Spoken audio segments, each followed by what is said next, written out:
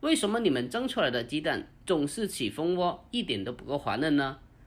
Hello， 大家好，欢迎来到天天相见厨房，我是阿鹏。今天我们用鸡蛋做一个非常好吃的家常菜——柚末蒸鸡蛋。这道菜无论是大人或者是宝宝辅食都是非常不错的，但是很多人都做不好。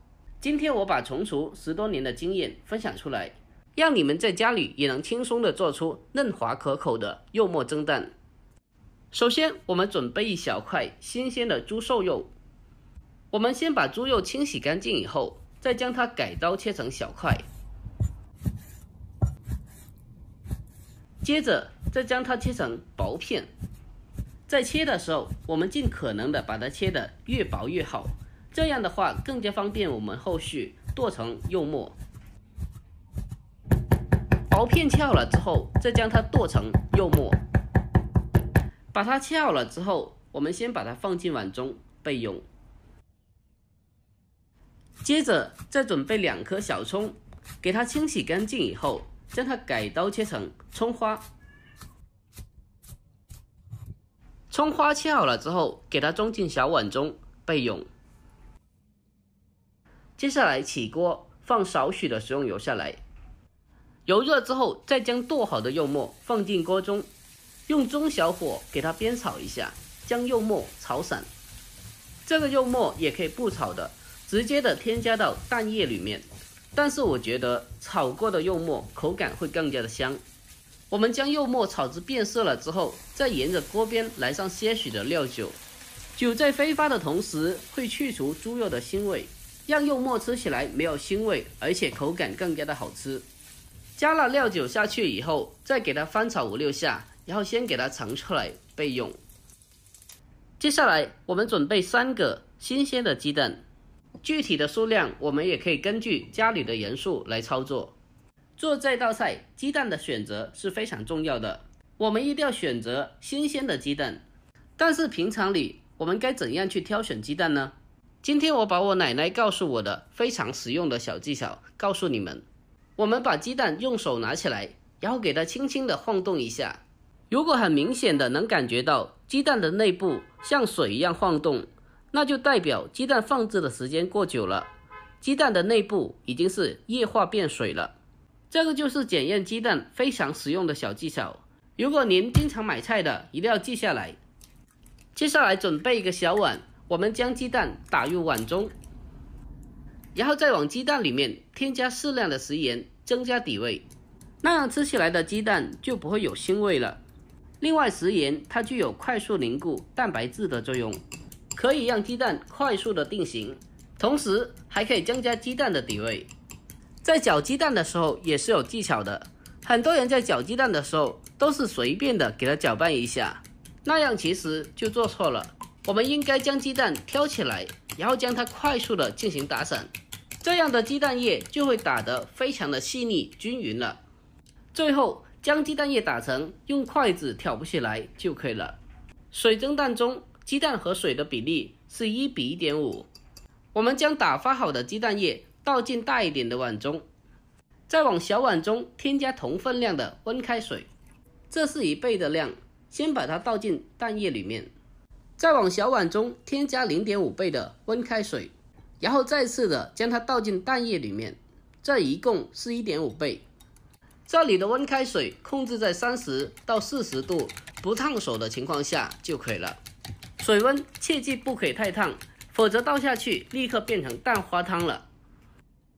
把它搅拌均匀之后，取个干净的蜜漏，将鸡蛋液过滤到另外的大碗中，将里头结块的鸡蛋液还有泡泡过滤出来。经过这样的处理之后，那么蒸出来的鸡蛋口感更加的细腻又嫩滑。接着我们拿出一个小勺子，将上面的小泡泡去除干净。把上面的小泡泡去掉了以后，我们再用一个勺子打出少许的鸡蛋液预留出来。好了，接下来我们锅中烧水，水开了以后，将做好的鸡蛋液放进锅中，然后再扣上盖子，将火候改为中小火。水蒸蛋我们利用中小火去蒸，大概的时间控制在8分钟左右，具体时间根据实际情况来把握一下。最近广东的天气有点转冷了，我家的小猫咪最喜欢就是卷在这里睡觉。这个猫窝是有点小了，这是小时候刚捡回来的时候给它买的，改天给它买一个稍微再大一点点的。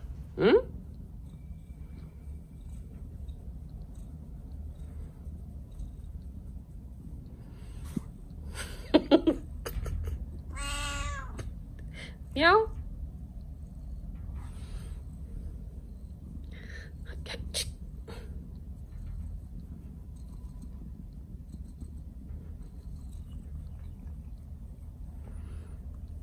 蒸到中途的时候，我们来看一下水蒸蛋的情况。如果感觉到里面的蒸汽稍微的有点大了，我们可以中途每隔2到3分钟打开盖子一下，将里面的蒸汽释放出来。开盖透气的目的是为了避免由于蒸汽过大而造成起蜂窝。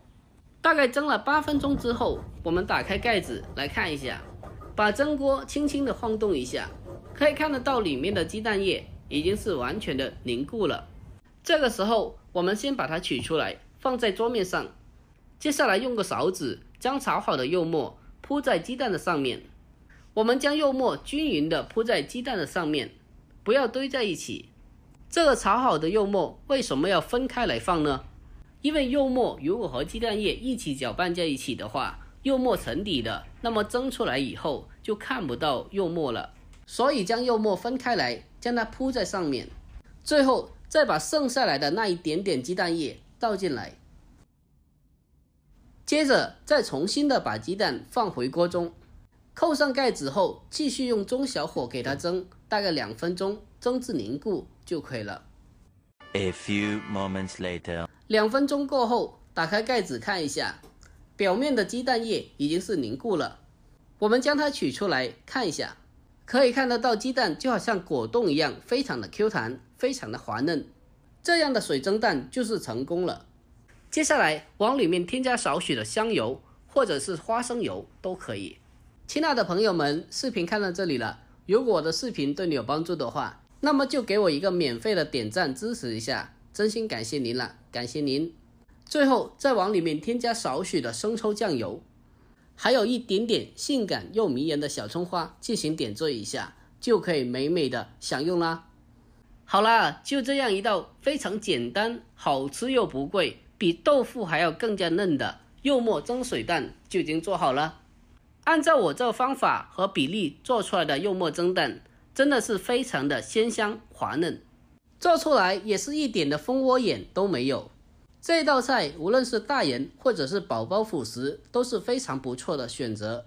如果您也喜欢这道菜的话，可以收藏起来，改天试做一下。好了，今天的视频就分享到这里了。喜欢我的视频，记得点赞、关注、留言并转发哦。关注我，关注天天相见厨房，我是阿鹏，我们下期再见。